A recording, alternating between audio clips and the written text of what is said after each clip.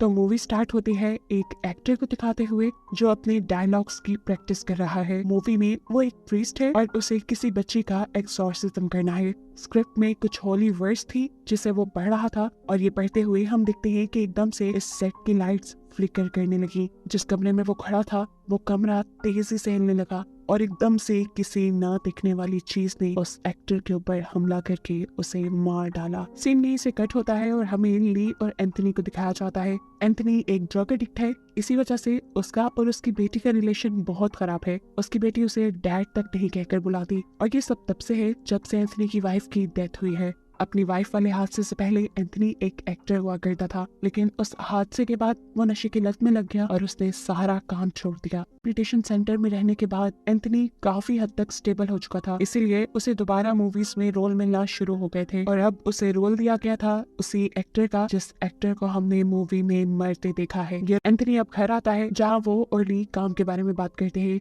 ली के पास भी कोई जॉब नहीं थी, इसलिए वो अपने डैड गिनी एंथनी की पर्सनल असिस्टेंट बन गई। फिर अब शूटिंग स्टार्ट हो जाती है। ली शूटिंग पे अपने डैड के साथ आया करती थी, जहाँ उसे मूवी की लीड कैरेक्टर ब्लेक भी मिली जिसके साथ उसकी अच्छी खासी दोस्ती हो गई। खैर शूटिंग अब शुरू हो जाती है और एंथनी शूटिंग से पहले शूटिंग सेट पर मौजूद टूरिस्ट से अपने कैरेक्टर के बारे में कुछ बातें करता है। ये लोग जब बाइबल की कुछ वर्स के बारे में बातें कर रहे थे तो हमने नोटिस किया कि एंथनी की नाक से खून आने लगा, लेकिन एंथनी ने इस बात को नजरअंदाज कर दिया कि समझते हुए कि ये उसकी मेडिसिन का साइड इफेक्ट हो सकता है। आज की सीन्स काफी अच्छे से कवर हो जाती है, जिसके बाद ली और एंथनी अपने घर आ जाते हैं। आधी रात में ली जब अपना फोन यूज कर रही थी तो तब उसे अपने लॉन्च में से अजीब किसी चीज के खड़कने की आवाज आई। वो जब चेक करने गई तो दूसरे कमरे का दरवाजा लॉक था। तभी उसके किचन का नल किसी ने ऑन कर दिया। जैसे ही उसने किचन में जाकर नल बंद किया तो उसे लॉक खुलने की आवाज आई। वो दरवाजा अब खुल चुका था जो पहले लॉक था और अंदर कोई भी नहीं था। वो इन सब चीजों को इग्नोर करके अपने रूम में जाने ही वाली थी, लेकिन तभी उसे एंथनी यानी उसके डैड कॉरिडोर में खड़े दिखाई दिए। ली उसके पास गई, वो कुछ बड़बड़ा रहा था। ली उसे पकड़ कर झंझोड़ देती है, जिसकी वजह से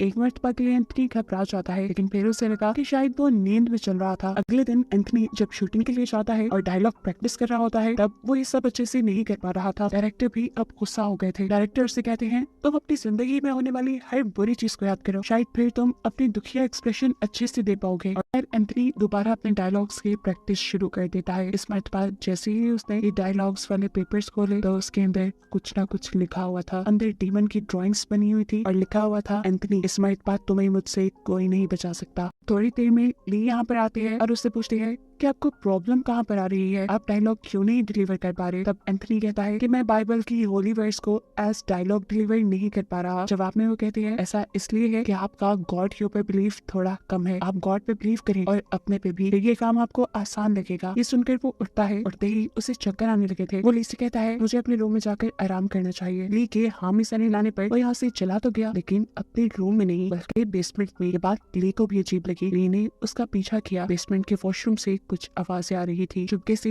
ली ये सब कुछ रिकॉर्ड करने लगती है और एकदम से उसका फोन गिर जाता है। जैसे ही वो उठाते हैं तो अब उसके डैड उसके सामने थे। नहाते हुए वो वहीं पे उसी के सामने यूरिन भी कर देते हैं। ली इन सब चीजों से घबरा जाती है क्योंकि अब एंथनी की आंखें भी बिल्कुल व्हाइट हो गई थी, जैसे किसी ने उसे पोसेस कर दिया हो। और वैसे से वहां से ऊपर चला जाता है और ऊपर जाने के बावजूद भी ली को ऐसे ही अजीब नजरों से देखता रहा। ऊपर जाकर जैसे ली को होश आ गया था वो अब अपने वॉशरूम में जाकर शॉवर लेता है, जबकि हम उसकी बॉडी पे काले धब्बों को देख रहे थे, जो इस बात की कंफर्मेशन थी कि वो किसी इवल चीज के पोजेशन में है, यानी किसी बुरी ताकत ने उसे अपने कब्जे में ले लिया है। ये निशान जैसे कुछ ही सेकंड के लिए उसकी बॉडी पे आए थे और फिर चले भी गए। मूवी सेट पर डायरेक्टर, प्रोड्यूसर और किसी भी को एक्टर को एंथनी की एक्टिंग पसंद नहीं आ रही थी, इसीलिए वो अपसेट होकर दोबारा ट्रेन करने लगता है। इसके बाद ली जब घर आती है तो देखती है कि एंथनी उससे पहले ही घर आ चुका था। उसके हाथ बुरी तरह जख्मी थे जिसमें से खून बह रहा था और मुंह का भी तकरीबन यही हाल था। उससे मिली उससे कहती है आपने दोबारा ड्रग्स शुरू कर दी, उसी लाइफ में वापस चले गए जिससे मुझे नफरत थी, इसलिए अब मैं आपके साथ नहीं रहूंगी। ये सुनकर वो गुस्से से पागल हो गया, इतनी जोर से चिल्लाया कि वहाँ कमरे में मौजूद सभी कांच की चीजें टूट गई और फिर अजीब भयानक से तरीके से चलते हुए अपनी बेटी के सामने आया। पुलिस से कहता है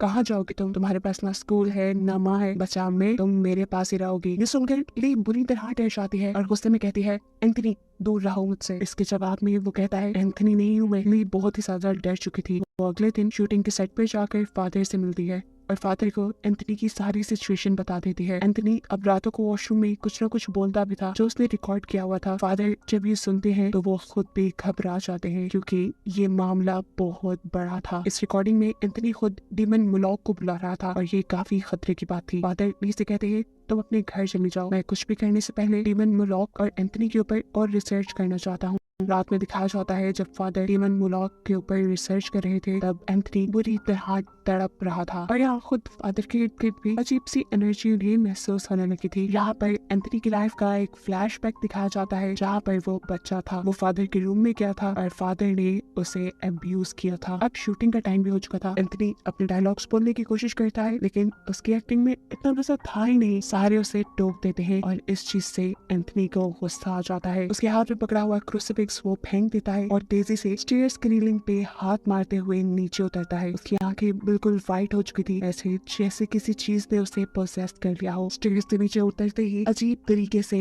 उसकी बॉडी मुड़ने लगती है। उसकी कमर उल्टी तरफ मुड़ गई थी और ये सिर्फ एक बार नहीं बल्कि कई बार हुआ था। जिसके बाद ली जब उसे रोकने की कोशिश करती है, ये कहते हुए कि एंथनी रुक जाओ, तो वो इस बार भी यही जवाब देता है एंथनी नहीं हूँ मैं। जिसके बाद वो बार बार अपना सर टेबल से मारने लगा। ये सारा तमाशा देखकर डायरेक्टर एंथनी को किसी और एक्टर से रिप्लेस कर देता है और जब वो वाला एक्टर अपने डायलॉग्स रिहर्सल कर रहा था तो एंथनी ने आकर उसकी आंखों में कांच डाल के उसे मार डाला। उसकी इस हरकत की वजह से अब इस मूवी की शूटिंग बंद कर दी गई थी, जिसकी वजह से मूवी की मेन कैरेक्टर भी बहुत परेशान थी। वो परेशान थी इसलिए ली उसे अपने घर ही ले आई जहाँ दोबारा एंथनी ने इन दोनों के ऊपर हमला कर दिया। ये दोनों उससे परेशान हो जाती हैं और उसे वहां से जाने को कहती हैं, जो सुनकर एंथनी विंडो से जंप कर देता है। लेकिन हैरानी की बात थी वो विंडो से नीचे नहीं गिरा बल्कि कहीं गायब हो गया। डायरेक्टर ये दोनों जाती है फादर के पास, उन्हें ये सारी बात बताती है जिसके जवाब में फादर उन्हें बताते हैं कि तुम्हारे डैड को डीमन मुलॉक ने पोसेस किया हुआ है और अब वो वहीं मिलेंगे जहाँ से पोसेशन शुरू हुआ था, यानी शूटिंग के सेट पर। अगली जब मूवी सेट पे आई तो उसे सामने एक रूम के अंदर बाइबल गिरी हुई नजर आई। वो जैसे ही